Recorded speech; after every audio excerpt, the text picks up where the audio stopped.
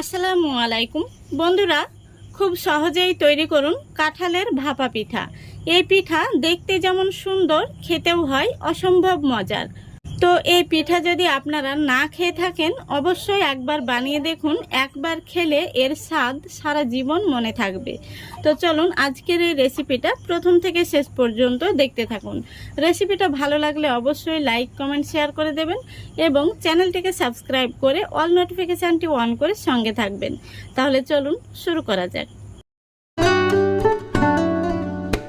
তো বন্ধুরা, আজকে আমি কাঁঠালের ভাপা পিঠা তৈরির জন্য এখানে দেখুন আমি পাকা কাঁঠালের রওয়া তুলে নিয়েছি। তো এখানে 8 পিস মতো আমি রওয়া নিয়েছি। এখন আমি এই রওয়াগুলো থেকে বীজটা বের করে নেব। তো পিঠা তৈরির ক্ষেত্রে কিন্তু কাঁঠালটা ভালো মানের পাকা নিতে হবে, তাহলে পিঠাটা খুব সুন্দর হবে। তো এইভাবে আমি প্রত্যেকটি রওয়া থেকে বীজগুলো বের করে নেব। দেখুন সবগুলো রওয়া থেকে আমি বীজগুলো বের করে নিয়েছি আর রওয়াগুলো একটি মিক্সি জারের মধ্যে নিয়ে নিয়েছি।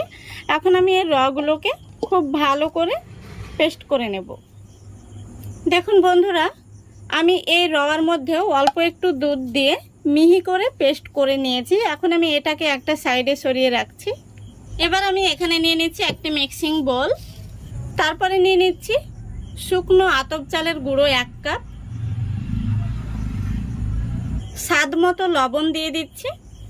তারপরে দিয়ে দিচ্ছি 3 টেবিল চামচ চিনি,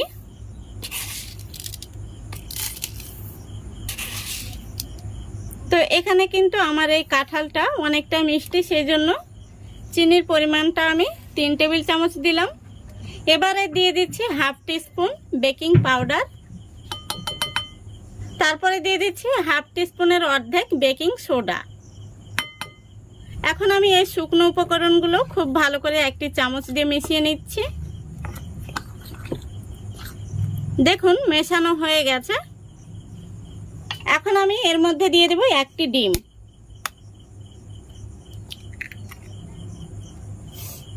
ডিমটাকে আমি চামচ দিয়ে একটু ফেটে নিচ্ছি। দেখুন ডিমটাকে আমি কিছুক্ষণ ফেটে নিয়েছি। এখন আমি এর মধ্যে দিয়ে দেব কাঁঠালের যে পেস্টটা বানিয়ে রেখেছি সেটা।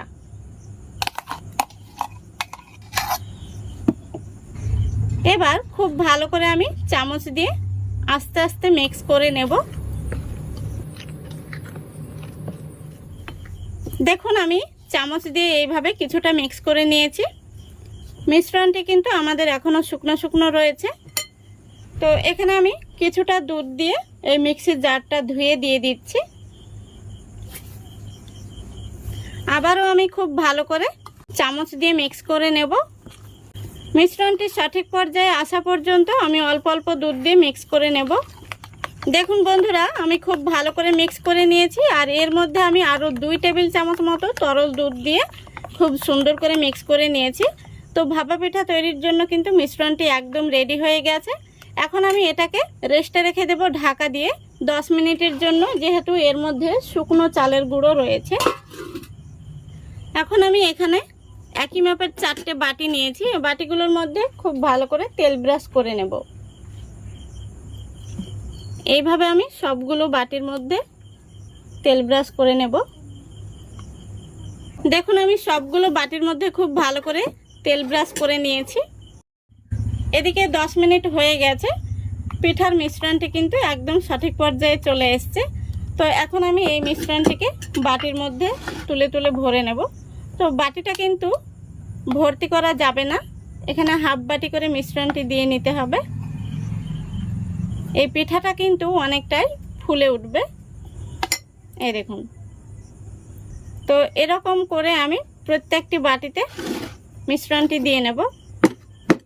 তো দেখুন বন্ধুরা, আমি 4টে বাটিতে সমানভাবে দিয়ে নিয়েছি আর বাকি যে মিশ্রণটি রয়েছিল সেটা আমি একটি চায়ের কাপে দিয়ে নিয়েছি। তো এখানে একটি টিপস ফলো করবেন, আপনাদের হাতের কাছে যদি এরকম ছোট্ট সাইজের বাটিগুলো না থাকে তাহলেও কিন্তু আপনারা এই পিঠাগুলো চায়ের কাপে বানিয়ে নিতে পারবেন।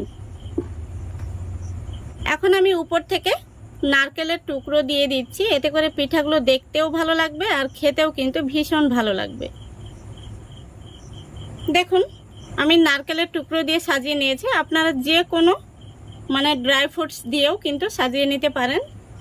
এখন আমি পিঠাগুলোকে ভাপে বসিয়ে দেব। এদিকে দেখুন পিঠাগুলো ভাপে দেওয়ার জন্য আমি গ্যাসটা অন করে আগে থেকে কড়াই বসিয়ে দিয়েছি।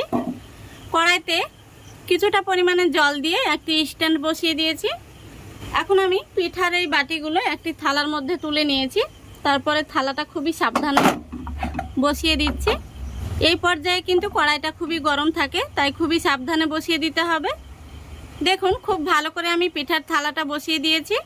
এখন আমি এইভাবে ঢাকা দিয়ে একদম লো ফ্লেমে রেখে 15 মিনিট জাল করে নেব। 15 মিনিট জাল করলেই কিন্তু আমাদের পিঠাগুলো রেডি হয়ে যাবে। তো ফিরে আসছি 15 মিনিট পর। তো বন্ধুরা 15 মিনিট হয়ে গেছে। এখন আমি ঢাকনাটা তুলে দেখে নেব পিঠাগুলো কেমন হয়েছে। আলহামদুলিল্লাহ, দেখুন পিঠাগুলো কতটা ফুলে উঠেছে। তো এখন আমি একটি কাঠি নিয়েছি, এই কাঠি দিয়ে দেখে নেব পিঠাগুলো ভেতর থেকে হয়েছে নাকি কাঁচা রয়েছে।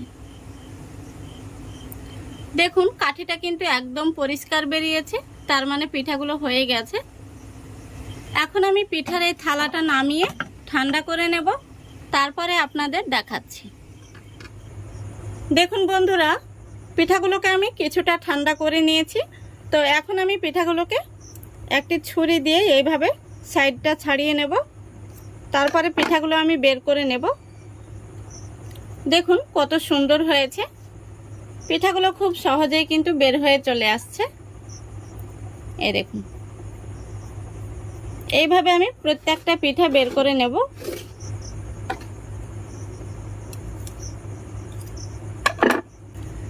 দেখুন পিঠাগুলো কত সুন্দর হয়েছে। এই পিঠাগুলো কিন্তু বাচ্চারা ভীষণই পছন্দ করবে, শুধু বাচ্চারাই নয় বড়রাও খুবই পছন্দ করবে। দেখুন আমি যে পিঠাটা কাপে বসিয়েছিলাম সেই পিঠাটা একটু বার করতে সমস্যা হয়েছে। এই দেখুন এটাও কিন্তু খুবই সুন্দর হয়েছে। পিঠাটা আমি আপনাদের ভেঙে দেখিয়ে দিচ্ছি। দেখুন ভেতর থেকে একদম সফট, মুখে দিলেই কিন্তু মিলিয়ে যাবে। এই পিঠাগুলো খেতে ভীষণ ভালো হয়। তো আপনারা একবার হলেও বাড়িতে বানিয়ে দেখবেন। এই পিঠাগুলো একবার খেলে এর স্বাদ কিন্তু আপনারা কখনোই ভুলতে পারবেন না, সারা জীবন মনে থাকবে। উপর থেকে আমি কিছুটা কোরানো নারকেল দিয়ে দিচ্ছি, এতে করে পিঠাগুলো খেতেও ভালো লাগবে আর দেখতেও ভালো লাগবে। তো আশা করছি আজকের এই রেসিপিটা আপনাদের ভালো লেগেছে। যদি ভালো লেগে থাকে অবশ্যই লাইক কমেন্ট শেয়ার করে দেবেন এবং চ্যানেলটিকে সাবস্ক্রাইব করে অল নোটিফিকেশানটি অন করে সঙ্গে থাকবেন। আজকের মতো এখানেই বিদায় নিচ্ছি। সবাই ভালো থাকবেন, সুস্থ থাকবেন। খোদা হাফেজ।